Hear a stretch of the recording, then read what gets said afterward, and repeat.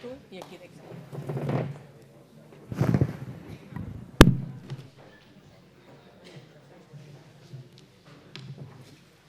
Buenos días. ¿Me oís? Hola.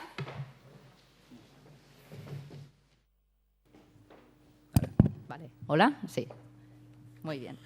Buenos días. Pues damos la bienvenida a la primera jornada de familias con microtia, la primera que se hace en España. Y lo primero que voy a hacer es presentarme. Me llamo Ágata, soy madre de una niña que tiene 9 años, que tiene microtia. Nació con Goldenar y es una niña preciosa, muy alegre, que la veréis por aquí corriendo, jugando con vuestros hijos. Para explicar un poco más sobre mí, yo trabajo en Danone, pero he tenido la oportunidad de poder hacer algunas cosas relacionadas con la microtia, como fundar una empresa que se llama Regenir, que luego os explicarán, para la reconstrucción de cartílago facial. Y además, pues gracias también a diferente gente que nos está ayudando, ha sido posible hacer esta jornada, que es la primera jornada de familias con microtia. Veréis que casi todos los ponentes nos vamos a presentar como un poco la parte profesional, quiénes somos, pero también con algunas creencias.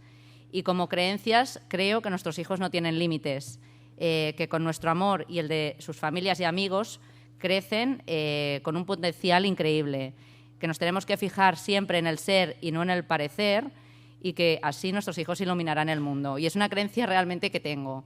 Y otros padres como yo lo tenemos, y por esto creemos que tenemos que estar aquí juntos, conocernos, apoyarnos y tirar todo adelante, todo lo que se pueda en relación con nuestras familias y hijos. Esta jornada, ¿por qué nació? Nació porque, debido a la empresa, he salido en algunos medios de prensa o radio, y mucha gente contactaba conmigo. Y cuando padres como vosotros contactabais conmigo, yo veía dos cosas: que faltaba mucha información sobre la microtia. Habían padres que realmente no tenían toda la información que deberían tener, y porque había una sensación de estar solos. Era una cosa que la gente me iba diciendo: uy, es que no conozco a nadie. Pues es que somos bastantes. En esta jornada ya lo veréis que hay bastantes padres. En realidad están apuntados, registrados 150 adultos, y hay apuntados también registrados 85 niños. O sea que de haber hay. ¿De acuerdo? Lo importante es que nos reunamos, que nos conozcamos, y que vosotros os vayáis haciendo grupos para poder ir quedando de tanto en tanto. Fijaros de dónde somos. Hay gente de Madrid. A ver, ¿alguno de Madrid por aquí? Muy bien. De Canarias, de Cantabria, Andalucía, obviamente de Cataluña, porque ha venido bastante gente relacionada con el hospital, Comunidad Valenciana, y también de Bolivia. ¿Han llegado las personas de Bolivia? Hola, hola Andrea. Bueno, quiero decir que somos muchos, más de los que os pensáis. Lo que pasa es que al estar dispersos, lo importante es que nos conozcamos y que vosotros mismos os vayáis conociendo durante la jornada, ¿de acuerdo? Para evitar que tengamos esta sensación de estamos solos, porque no lo estamos. Entonces, esta jornada se puede hacer, como he dicho, gracias al entusiasmo de personas y de entidades que han querido colaborar de una forma totalmente desinteresada. Yo represento a Regenir, la empresa que fundé. Se ha creado la Asociación de Microtia de España, que luego, veréis que hay varias mesas de esta asociación. Le hemos creado 6 familias que creemos que nuestros hijos pueden llegar hasta donde quieran, pero que sí que necesitamos conocernos y estar juntos. Y os voy a pedir, por favor, que os asociéis, que vayáis a la mesa de la asociación para hablar con estas familias. Y tengo que hacer una mención especial a Sant Joan de Déu, porque realmente, yo como digo, lo ha dado todo por esta jornada. Y para hablar de Sant Joan de Déu, voy a pedir al doctor Antoni Arias que suba, por favor, para decir unas palabras. El doctor Antoni Arias es el director de Servicios Internacionales, director médico de Servicios Internacionales del hospital. Muy bien, muchas gracias. Solamente 2 palabras y es para daros la bienvenida a esta casa y dar las gracias a la organización por la confianza que han tenido al venir aquí y que los podamos también acoger. Ya sabéis que como forma de hacer, la Orden de San Juan de Dios, el Hospital de San Juan de Dios, tiene como principal valor la hospitalidad. Por lo tanto, os acogemos con todo el cariño y con todo nuestro apoyo y esperamos pues, que os sintáis como en casa, ¿no? Yo creo que esta jornada es un buen ejemplo de la confluencia de 3 líneas de trabajo del hospital que desde hace años estamos intentando potenciar. Una, conseguir, ¿no?, el desafío de ser un centro de referencia en pediatría para niños, jóvenes y sus familias. Abrirnos a la sociedad y a todas las asociaciones. El ejemplo sería esta que hoy estáis empezando, ¿no?, con este encuentro, y dar el apoyo a todas estas asociaciones de pacientes y familiares. Y luego otro que no deja de ser importante es el fomentar las alianzas a nivel internacional con los centros de referencia mundiales, ¿no? Un ejemplo pues, es el trabajo que están haciendo pues, nuestro equipo, y presente también con este intercambio que están trabajando con el Boston de Children's Hospital de Estados Unidos, ¿no? Por lo tanto, simplemente deciros que estamos muy contentos y satisfechos de poder acogeros. Como principio de la orden queremos ofrecer y estamos abiertos al tratamiento no solo médico, sino humano y de apoyo que necesitéis a todas las personas que lo precisen, de la forma que sea. Contad con nosotros y nuevamente, como he empezado, gracias por vuestra confianza hoy y que disfrutéis esta oportunidad de encontraros hoy aquí, en esta casa. Muchas gracias.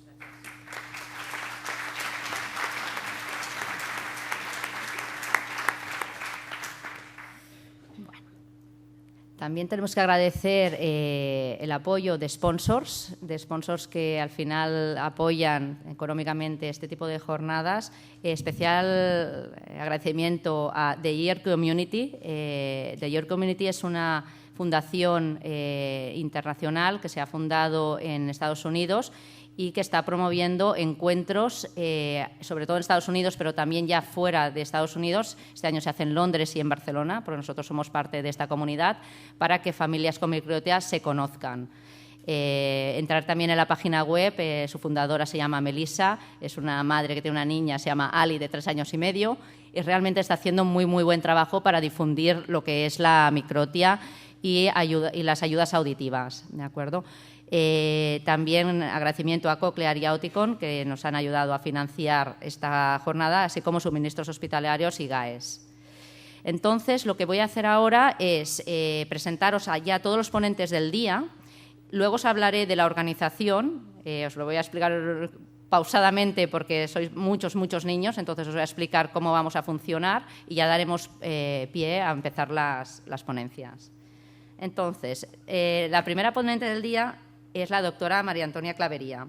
Es jefe de la sección de otorrinolaringología, coordinadora de la unidad de referencia de hipocausia infantil de Cataluña a partir del cribado auditivo neonatal, directora del Centro de Implantes de Cocleares.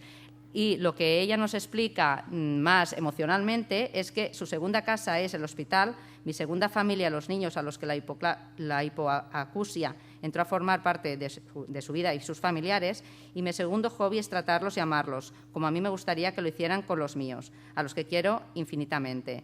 Y nos explica una cita de Helen Keller, que a quien no la conozcáis, luego me preguntáis, al final de la jornada os explicaré quién era. Que ella decía, la ceguera separa a la gente de las cosas y la sordera separa a la gente de la gente. A continuación, el doctor Parry nos hablará del tema de reconstrucciones. El doctor Parry es doctor en medicina, especialista en cirugía pediátrica, experto en cirugía plástica pediátrica y jefe de la unidad de cirugía plástica. Es el director del Instituto... Gracias. Es el director del Instituto de Malformaciones Faciales y presidente de la Fundación FES. Y lo que nos dice el doctor Parry es que todo niño con una malformación facial merece un tratamiento. La siguiente ponente será la doctora Balcells. Es doctora en química por el Instituto Aachen de Alemania, investigadora en ingeniería de tejidos en Harvard, MIT, el Biomedical Engineering Center, y es profesora del máster de bioingeniería del IQS. Lo que nos dice Mercedes es que ella es investigadora vocacional y cada día trabaja para poner un granito de arena en la lucha contra la enfermedad. Se considera muy afortunada por la familia, amigos y trabajo que tiene. Para ella solo es un tema de justicia consagrar la vida al servicio de los demás. La siguiente ponente es la doctora Petitbó, especialista en psicología clínica. Es la jefe de sección de psicología de Sant Joan de Déu. Sus áreas específicas de capacitación son la patología del lenguaje, psicopatología en la infancia y en la adolescencia y abusos sexuales en la infancia. Su frase para vosotros es que las dificultades siempre son una oportunidad para aprender. La señora Fanny Feijó es especialista en medicina de trabajo y técnico superior en prevención y es la iniciadora del proyecto de investigación que se titula Evaluación de las expectativas y resultados en la reconstrucción del pabellón auricular. Por último, la señora Claudia Bruna es mamá de 2 niñas, la Valentina y Julieta, y es su gran pasión. Además, le encanta estar en contacto con la naturaleza y amante del deporte. Su pasión como mamá le llevó a dedicarse al coaching de padres. Es consciente de la importancia y el impacto de los padres en el futuro de los niños. Como dice María Teresa de Calcuta, si buscas la paz en el mundo, ve a casa y ama a tu familia. A través de las herramientas del coaching, ayuda a sacar lo mejor de los padres y de los pequeños. Y un especial agradecimiento a l'Espai d'Associacions de Sant Joan de Déu, representado por Ana Bosque, y los voluntarios de Sant Joan de Déu. Tenemos hoy 21 voluntarios y 20 talleristas para cuidar a vuestros hijos, que van a hacer 7 talleres rotativos durante toda la jornada. Aquí tenéis los talleres que van a hacer. Ellos realmente, obviamente, son voluntarios de forma totalmente, por amor al arte, están aquí cuidando a vuestros hijos con todo el amor que le van a dedicar. Entonces, os voy a explicar lo que es el programa y algunas pautas que tenemos que ir teniendo en cuenta. La jornada se divide en 2 partes. Por la mañana, el doctor Parry y la doctora Clavería nos van a hablar de los temas que los papás más solemos preguntar sobre la microtia, que son lo que es la microtia en sí, las ayudas a la audición y las posibilidades de reconstrucción. Esta primera parte va a acabar con un turno de 15 minutos de preguntas, con lo cual, como tenéis papel y boli, si tenéis dudas, yo os aconsejo que os la apuntéis para luego preguntarlas en el turno de 15 minutos de preguntas. A las 12 vamos a tener 30 minutos de pausa, que en esta pausa lo que podréis hacer es probar diferentes ayudas auditivas, implantes auditivos y prótesis auditivas vía ósea con 2 de las principales casas comerciales que tienen una mesa donde habéis entrado justo ahí. Hay 2 mesas donde podréis tener a Cochlear con baja, representado por suministros hospitalarios, y Oticon con Pontons, y Contact Mini representado por GAES. Entonces, a las 12:30 volveremos aquí, reprenderemos las charlas con la doctora Mercedes Balcells, que nos va a hablar de Regenir y de la investigación en la regeneración de cartílago. Y a continuación, la doctora Petitbó y Fanny nos van a hablar de un tema que para mí es súper relevante y que a veces no se trata tanto, que son los aspectos psicológicos relacionados con la microtia. Es una charla muy, muy interesante. Al acabar esta segunda parte, ya durante la mañana, volveremos a tener 15 minutos de preguntas, ¿de acuerdo? La pausa ya del mediodía será de 1:45 a 4, que tendremos tiempo para comer, para relacionaros vosotros, para estar con los niños. Para los que os hayáis apuntado al menú, luego os explico, ¿de acuerdo? Os diré cómo lo haremos. Entonces, durante la comida vais a tener tiempo de hacer 3 cosas, además de comer. Las demostraciones de los fabricantes de implantes estarán aún disponibles, o sea que podréis ir ahí, ver, tocar, probar. Tendremos la mesa de la Asociación de Microtia de España, donde os van a atender los miembros de la asociación. Yo os pido que os acerquéis a hablar con ellos y, si puede ser, apuntaros, porque tengo el convencimiento que juntos siempre haremos cosas mucho más grandes. Y, por último, también, interesantísimo, durante este tiempo tendremos el privilegio de tener a nuestra disposición, aparte de los equipos de cirugía, otorrino y psicología de Sant Joan de Déu, para que podáis hacer preguntas directas, casi más de caso a caso. Ellos van a ir identificados con una acreditación como esta, pero en verde, ¿de acuerdo? Y también vais a tener lo que llamamos testimonios de personas relacionadas con la microtia, que se han ofrecido hoy a contestar preguntas que podáis hacer. Ellos irán identificados con una banda que es verde, amarilla, naranja. ¿De acuerdo? De acuerdo. Y los ponentes tenemos una acreditación que es azul, para que nos podáis distinguir a todos. O sea, los que van con identificación verde hemos dicho que son los expertos del hospital. Los que van con una identificación amarilla-naranja son los testigos, los testimonios. Por la tarde vamos a reanudar la conferencia a las 4 y tendrá 2 partes, un taller de coaching liderado por Claudia Bruna, donde intentaremos ayudar a los padres a liberar el potencial de sus hijos, y por último habrá una hora que hablaremos de la asociación y que os pediremos allá que participéis en grupos de trabajo o siendo padres de referencia en vuestras diferentes áreas. Bueno, esto será la jornada, ¿de acuerdo? Entonces, algunos temas ya prácticos. Los voluntarios van a traer a los niños a la entrada del edificio al mediodía para que podáis comer con ellos y por la tarde cuando acabe la jornada. Lo que os pedimos es que no vayáis a buscarlos porque si no se complica toda la dinámica. Entonces, tendréis 2 momentos para recoger a los niños, ¿de acuerdo? Cuando acabe la jornada de la mañana o por la tarde. Luego, para los niños tenemos agua y comida disponible, yogures, fruta, algo para picar porque son muchas horas. Lo que os pedimos es, si por favor hay alguna intolerancia alimentaria, que nos aviséis porque lo marcaríamos, ¿de acuerdo? Esto es importante, son muchos niños para controlar, ¿de acuerdo? Si alguien tiene niño con intolerancia, avisar a Ana Bosque.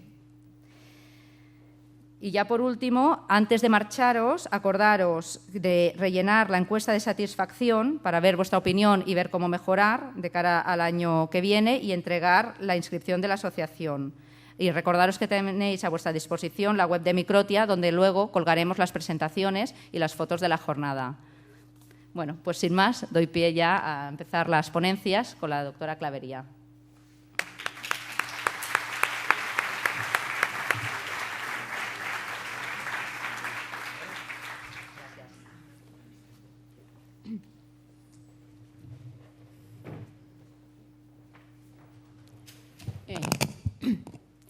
Muy buenos días a todos asistentes y, en primer lugar, pues dar mi agradecimiento a Agata por haber hecho posible este día en el cual nos reunimos profesionales, pero sobre todo familias que tenéis a vuestro hijo con microtia y en un clima un poco más distendido que muchas veces en la consulta del hospital y más próximo para que podamos pues, intercambiar cualquier tipo de duda o simplemente información.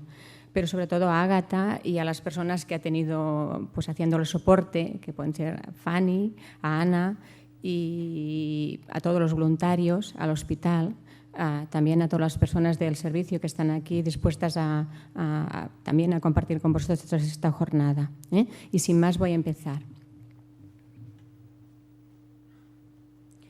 Bien, he dividido la charla, tal y como lo hablamos con Ágata, en 2 partes. Una es la microtia y la otra son las ayudas auditivas. Os fijaréis que en color azul está el término que nosotros le ponemos los médicos, ¿no? Y en rojo he puesto lo que vosotros preguntáis. En la microtia hablaré de la embriología y anatomía del oído, es decir, cómo se forma el oído, cómo es el oído, cómo oímos, cómo representamos lo que oímos. Entonces, ya, ¿qué es la microtia? ¿Con qué frecuencia se produce? ¿Cuáles son las causas? ¿Cuáles son los grados? ¿Y con qué otras enfermedades se asocia? Sé que mucha de esta información la podéis encontrar vosotros, pero he intentado que sea lo más fácil posible para que llegue y que se pueda entender. Sé que es mucha información y que a lo mejor hay dudas, pero para esto estamos. ¿Cómo se forma el oído? Fijaros que el oído es una estructura que se ve solo la parte de fuera, pero por dentro realmente tiene unas características. Es muy pequeño, pero está también muy bien rodeado por un hueso.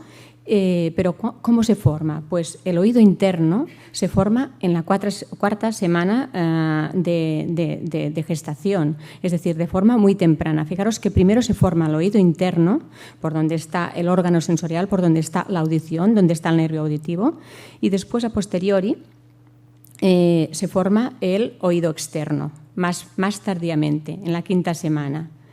Entonces, el oído externo lo podemos dividir en el pabellón auricular, que se forma a partir de la 5ª y 9ª semana, a partir de la 1ª hendidura branquial, y la parte correspondiente al conducto auditivo externo también se forma después a posteriori, a partir también del 1er y 2º arco branquial, pero a posteriori del oído interno. Yo pienso que eso es muy importante y de ahí, aparte de toda esta información, es importante saber que se forman separadamente, el externo del interno. Es decir, que si en algún momento se produce una malformación, en la mayor parte de las probabilidades va separada. Es decir, se puede producir en el oído externo, pabellón y conducto, incluso oído medio, pero en el oído interno, que es el órgano donde oímos, habitualmente está bien, porque se forman separadamente. Este es el mensaje para mí más importante de estas 2 diapositivas. Aquí una imagen más gráfica que es bonita, yo pienso que es... ¿El ratón va? Sí, vale. Podemos ver aquí un embrión de 5 semanas y media y ya en la 10ª semana, fijaros que ya existe, podemos ver un vestigio de pabellón. En la 11 y 15 semana ya casi tenemos formado el oído y en la 18 semana él ya está completo, tanto su parte externa como su parte interna. Y a partir del 4º y 5º mes, y eso es muy importante, estamos hablando de gestación solamente, el feto ya reacciona a sonidos, es decir, ya está oyendo, su órgano sensorial ya está activo. Lo podemos ver en diferentes estudios y en diferentes comprobaciones de bienestar fetal cuando miran cómo está el niño, pues que cuando en principio le estimulan con ruidos fuertes y a partir de este tiempo se ve que se produce una taquicardia, es decir, aquel feto está reaccionando al sonido.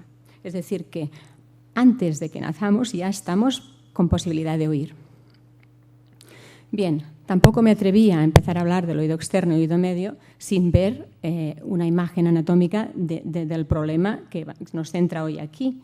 Y aquí podríamos ver una imagen, eso es un corte anatómico, como si nosotros nos cortaran de arriba abajo, y podemos ver las 3 partes del oído. El oído externo con su pabellón, con su conducto auditivo externo, que finaliza en una membrana que es el tímpano y a partir de ella ya empezamos a mantener una cavidad que es el oído medio, que está formado por esta membrana timpánica, por estos huesecillos y por una cavidad aérea, que está ventilada normalmente a través de la nariz por un conducto que le llamamos la trompa de Eustaquio.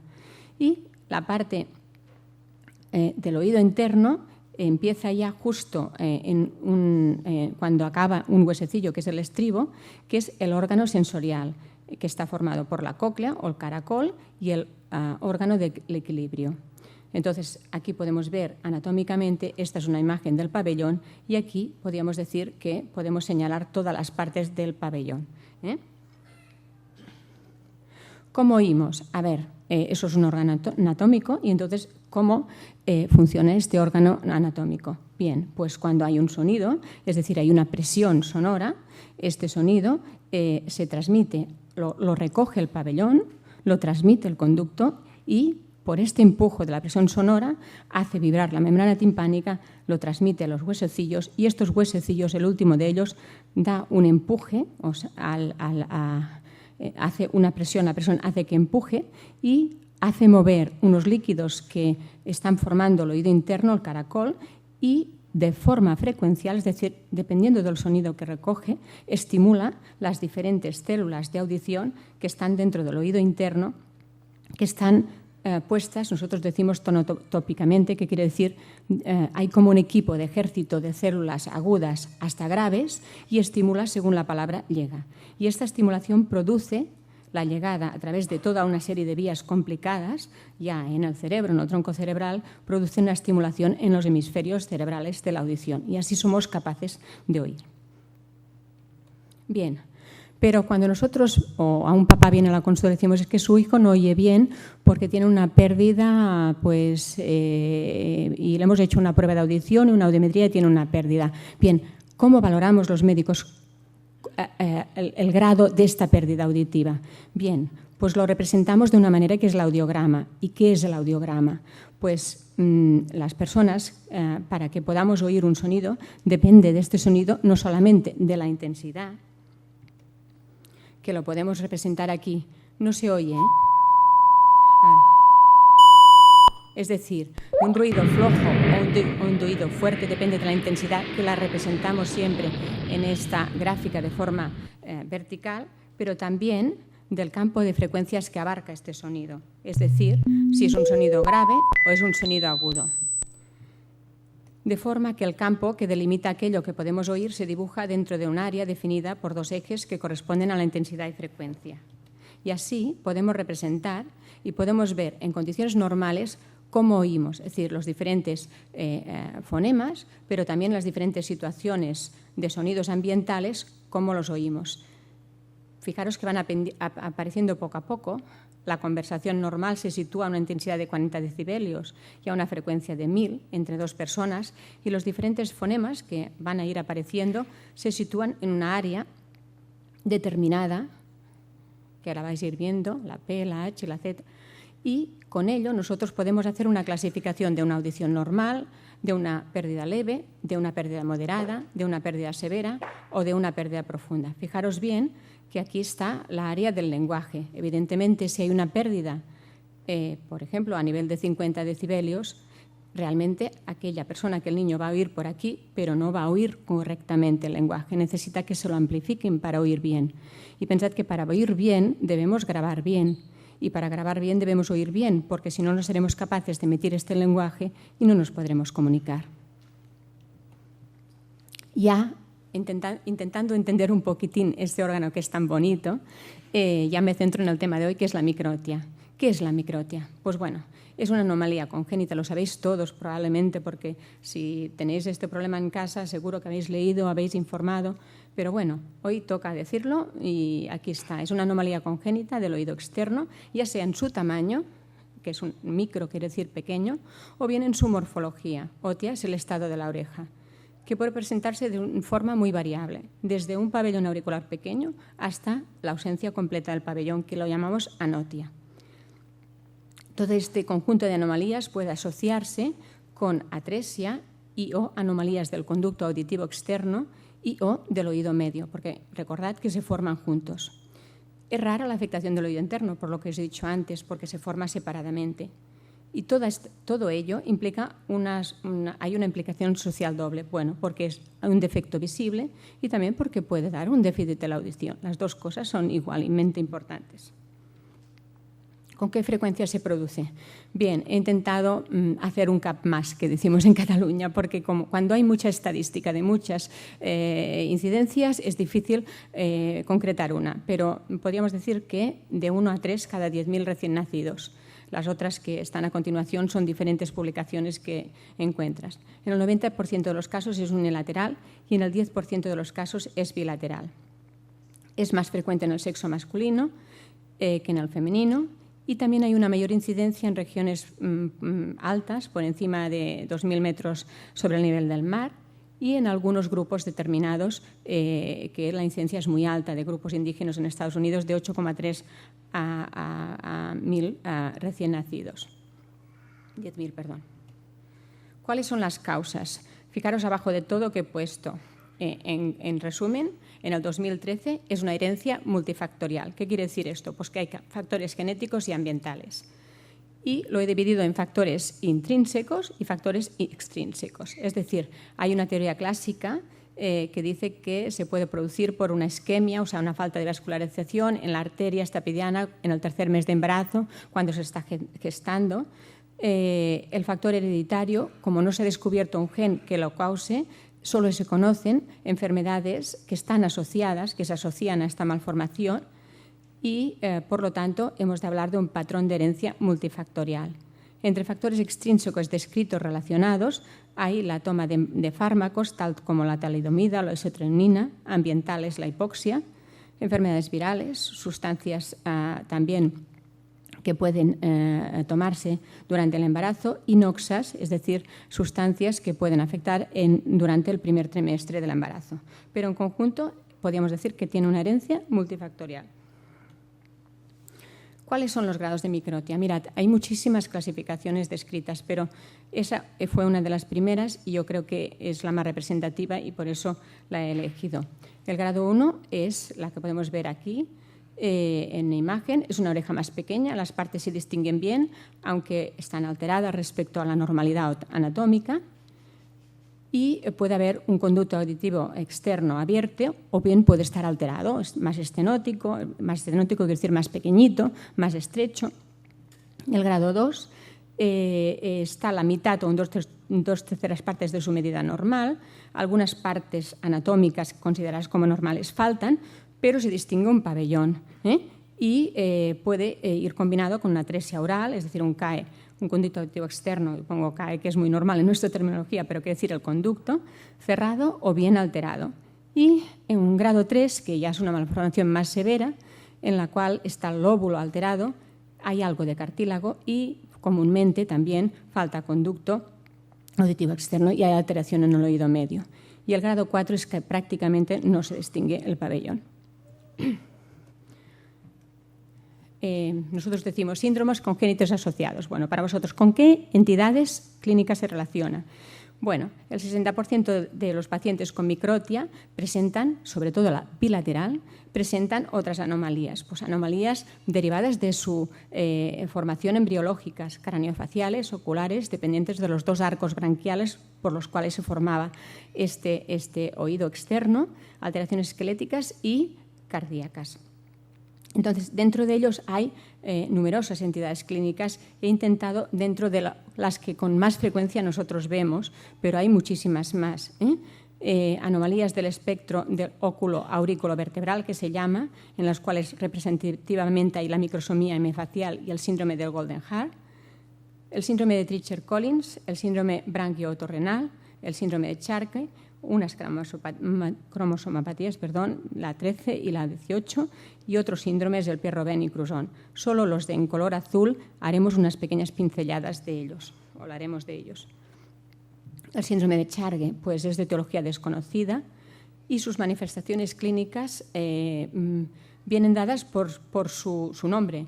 La C de coloboma del iris, es decir, una afectación visual, la H de cardiopatía congénita derivada del inglés heart disease, la atresia de Coanas, es decir, el agujero que comunica la nariz con la boca, R, retraso de crecimiento y desarrollo, G, genitales anómalos y E, hipoacusia, que puede ser tanto transmisiva, de transmisión, como neurosensorial, de oído interno, y alteraciones del oído medio, en este caso la microtia. El síndrome de Treacher, falta una R, ya he visto, falta una R aquí. Ay, madre. Treacher-Collins fue descrito por el autor, Treacher-Collins, a principios del siglo. Después, más recientemente, hubieron otros autores y tiene una herencia autosómica dominante con expresividad variable y una penetrencia incompleta. Y los rasgos clínicos más significativos son unos huesos malares hipoplásicos, una hipoplasia de la mandíbula, hay una hipoacusia de transmisión, también por malformación en el oído externo y medio, y posible alteración en estos casos. A veces estos niños van también asociados con alteraciones en el oído interno. Puede haber un coloboma en el párpado inferior y puede existir un retraso psicomotor. El síndrome del Golden Heart también fue descrito en el 52 por Golden Heart. Tiene una incidencia de 1 cada 5.000 a 25.000 recién nacidos y tiene una etiología también multifactorial. Las manifestaciones clínicas más demostrativas o más demostrativas del síndrome son anomalías faciales, como la hipoplasia en la región malar o maxilar, anomalías auriculares, como la microtia, apéndices preauriculares, una atresia del conducto, anomalías cardíacas, vertebrales y del sistema nervioso central. Y el síndrome branquio-otorrenal está descrito también en el 72, la etiología es herencia autosómica dominante, la incidencia es de 1 cada 40.000 recién nacidos. Las manifestaciones clínicas más relevantes son anomalías auriculares, tales como apéndices, fístulas, microtia y hipoacusia, anomalías renales y cristes branquiales y fístulas. Bien, aquí podríamos decir que he concluido la parte de la microtia de forma lo más breve posible, pero luego hay la parte de la pérdida auditiva y las ayudas auditivas. Y aquí lo he dividido también en 5 partes. Ya solamente hablo de la parte pues, más, podríamos decir, familiar. Las pruebas de detección de la sordera congénita, y os diré el por qué, las he introducido aquí. la pérdida auditiva cuando hay una microtia unilateral, la pérdida auditiva cuando hay una microtia bilateral. ¿Y qué tenemos que hacer en la pérdida auditiva unilateral a nivel de pérdida auditiva, de hipoacusia? ¿Y qué se tiene que hacer en la pérdida auditiva bilateral? ¿Por qué hablamos de la prueba de detección de la sordera congénita en Cataluña? Para nosotros el cribado auditivo neonatal en Cataluña. Bueno, porque eso nos va a permitir agrupar a todos los niños con microtia, porque van a venir como para diagnóstico, porque seguro que no pasan al cribado, a este centro que es la unidad de referencia. Y por lo tanto podremos protocolizar una manera de actuar y de ayudar de forma protocolizada. Porque eso es lo que muchas veces, habíamos hablado también ya antes de hacer esta jornada, son niños que van muchas veces de un lado para otro. Entonces eso nos va a permitir protocolizar bien, ya desde un inicio, desde bebés, toda la ayuda que se les tiene que dar y seguir un camino, podríamos decir, unitario. Entonces, la prueba de detección en Cataluña, que hemos sido un poco tardones, ya está obligatoria desde el 2010 y permite no solamente detectar el que hay un problema, sino hacer este diagnóstico, un tratamiento, un seguimiento en un documento bien estandarizado de camino único para estos niños. Cuando hablamos de microtia unilateral, es decir, la pérdida auditiva en la microtia unilateral, ¿qué nos encontramos? Lo más frecuente es que nos encontremos con una hipoacusia transmisiva, es decir, por la transmisión de aquel sonido que he dicho, del pabellón, del conducto y del oído medio, desde moderada, que también lo hemos visto, que podemos encontrarnos aquí, desde moderada, que ya es en la conversación normal, a severa, pero probablemente moderada, unilateral en el lado que tiene la microtia y en el otro lado una audición normal contralateral. Bien, podríamos pensar que si el otro lado está bien no se tiene que hacer nada. Realmente estos niños van a desarrollar su lenguaje bien, pero tienen sus dificultades.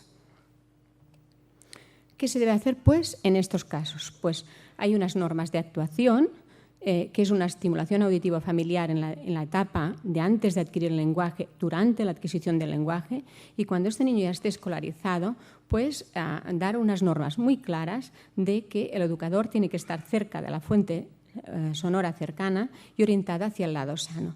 ¿Por qué? Porque si no, él realmente tiene más dificultades. Evidentemente que las va a suplir, pero con más dificultades, y después también va a tener un problema a nivel de cuando hay mucho ruido y los niños viven en ruido en la escuela, van a tener un problema de discriminar en el momento de que haya ruido y viven durante toda su educación con él. Siempre deben haber unos controles otorrinolaringológicos y auditivos protocolizados periódicos porque este lado sano, cuando es un bebé, siempre está lleno de moco dentro del oído y por lo tanto un oído que es sano muchas veces transitoriamente y justo en la época de aprendizaje del lenguaje está inmerso de mucosidad y por lo tanto no oye bien tampoco. Puede pero no oye y por lo tanto tiene un doble problema aquel niño. ¿Que lo va a superar? Evidentemente que sí, pero tenemos la responsabilidad de ayudarlo. Y opcional en bebés, pues para evitar o para mantener la bilateralidad de la audición, aún sabiendo que en aquel lado en el lado de la microtia tiene su problema, pues colocar una prótesis auditiva por vía ósea en la etapa de aprendizaje del lenguaje. ¿Para qué? Para que pueda oír por los dos oídos. Y si uno, que es el bueno, tiene que moco, a lo mejor con el otro, pues va a oír durante aquel momento. Y por lo tanto va a aprender bien, va a grabar bien y va a ser capaz de emitir un lenguaje bien. Y si esta microtia unilateral se acompaña de una malformación en el conducto, dependiendo de los grados, pues pensar en la cirugía funcional, pero siempre después de la reconstrucción de aquel pabellón si se tiene que hacer.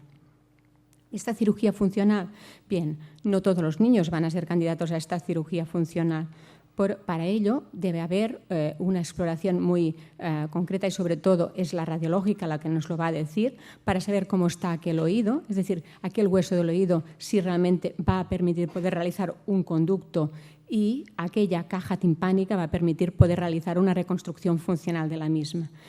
Para ello existen varias maneras de mirarlo e incluso escalas de valoración que te pueden decir si aquel niño será candidato o no será candidato, pero se tiene que practicar esta prueba radiológica. Cuando hablamos ya de microtia bilateral, las cosas cambian.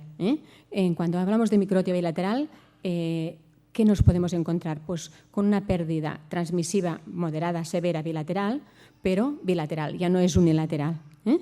Y también podemos encontrarnos con una hipoacusia mixta, es decir, que hay alteraciones del oído medio y del oído interno, y en algunos casos, en algunos síndromes, y me ha parecido correcto, o al menos si no enumerarlo, porque pueden haber papás que estén aquí y que tengan este problema, pues puede asociarse también con malformación, aunque es poco frecuente, del oído interno. Y entonces aquel niño sí que tendrá una hipoacusia neurosensorial profunda bilateral y probablemente sea un candidato a un implante coclear. Pero sí que podemos decir que existen todo tipo de ayudas a día de hoy, a 2013, para cualquier pérdida auditiva. ¿Qué se debe hacer en la microtia bilateral? Aquí, fijaros en verde, una ayuda auditiva siempre y siempre una estimulación auditiva y rehabilitación del lenguaje.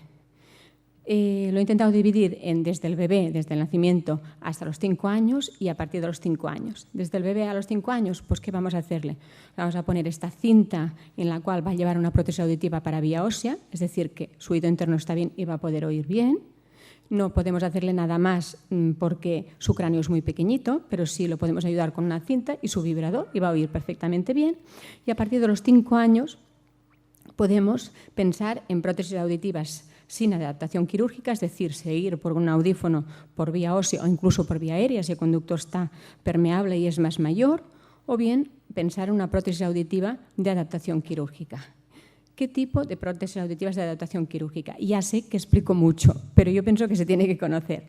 ¿Qué posibilidades hay a día de hoy, 2013? Pues un implante osteointegrado, que puede ser de una marca comercial Baja o Ponto, un implante de oído percutáneo, que es la marca comercial Sofono, un implante de oído medio, que es el Vibrant Sound Bridge, o bien el Bone Bridge, la tresioplastia, es decir, la reconstrucción funcional con una canaloplastia o una timpanoplastia, y el implante coclear en estos casos que hay afectación del oído interno y en casos de que se trate de una hipoacusia neurosensorial profunda bilateral. Ahora vamos a intentar verlos cada uno de ellos. ¿Qué es el SoftBand con el procesador de vía ósea? Simplemente SoftBand es un término en inglés que es una cinta, podríamos decir, elástica, más o menos bonita, en la cual se adapta a esta prótesis por vía ósea y permite oír. Esta cinta, muchos papás la han recubierto y la han hecho bonita, ¿no? Para adaptarla en cada momento, pues para que estéticamente sea más bonito. Se utiliza en niños menores de 5 años porque el grosor del hueso no está preparado para poner un implante, es decir, poder colocar un tornillo y osteointegrar, es muy pequeñito el grosor, y aceptar la osteointegración. La cinta se ajusta con el velcro y el procesador del sonido se puede colocar en distintos lugares del cráneo. ¿Qué es el implante osteointegrado?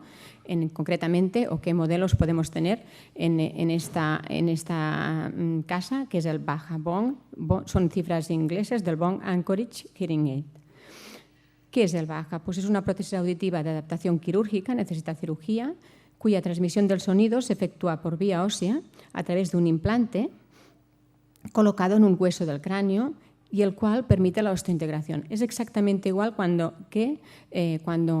ahora pues, te falta una pieza dentaria, pues te proponen pues, que te pongas un implante dentario. Pues el sistema es exactamente lo mismo. Y se produce una osteointegración.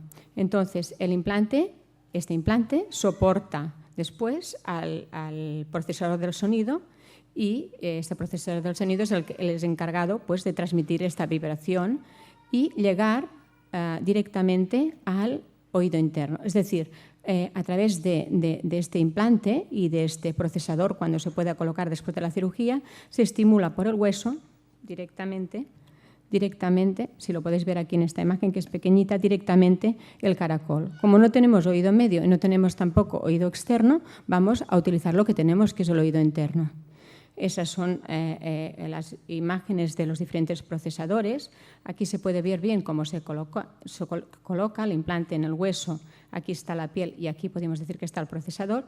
Y estas son unas imágenes de dos gemelitos que lo llevan, que son muy mayores. Las prótesis auditivas por vía ósea. Hemos dicho que hasta los 5 años no podíamos colocar, pero sí podemos darle audición. Pues aquí tenemos, por ejemplo, un ejemplo de este que es un Contact Mini de una casa comercial en el cual se pone el procesador a través de una banda cinta o bien lo mismo, pero totalmente ya decorado de acorde a los gustos y también a la belleza que uno quiera darle.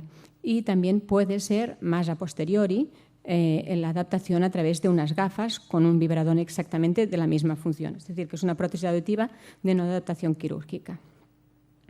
Otro tipo de implante osteointegrado es el ponto. Es exactamente lo mismo. Se transmite el sonido a través del hueso porque aquel pabellón o aquel conducto no existen y aquel oído medio no es funcional y por lo tanto se tiene que hacer de esta otra manera.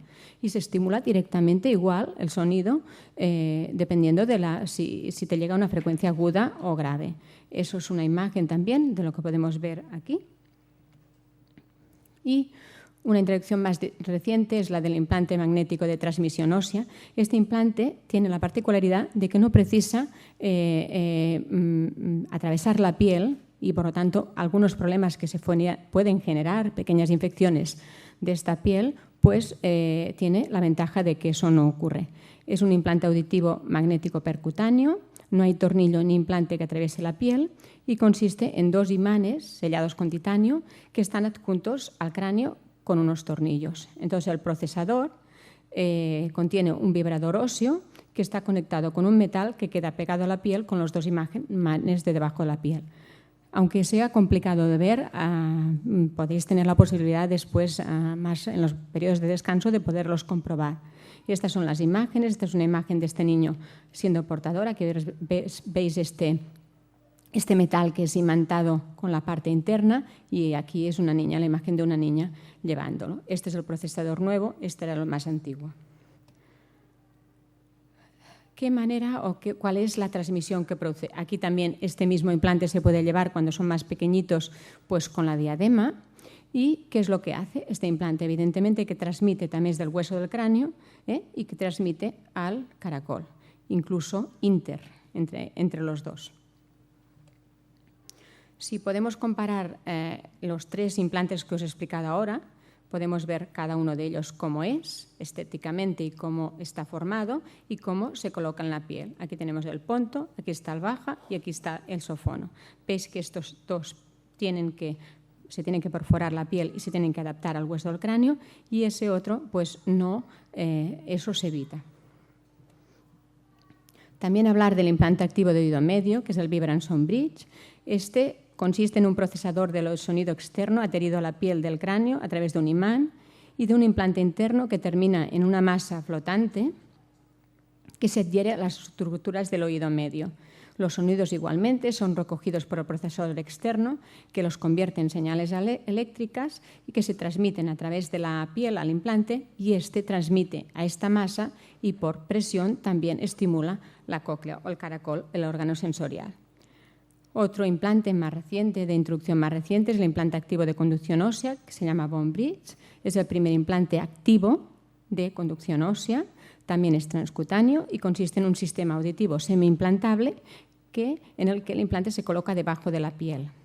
El implante recibe también las señales desde un procesador externo colocado debajo del pelo y son transformadas en vibraciones que estimulan por vía ósea el oído interno.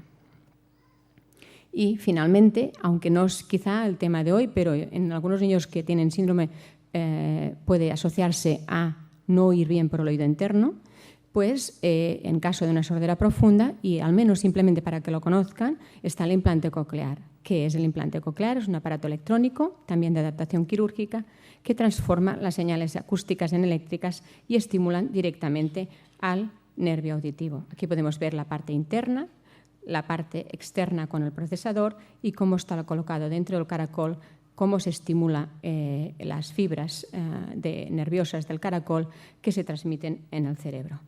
Y por mi parte, este es el mensaje. Daros las gracias por vuestra atención.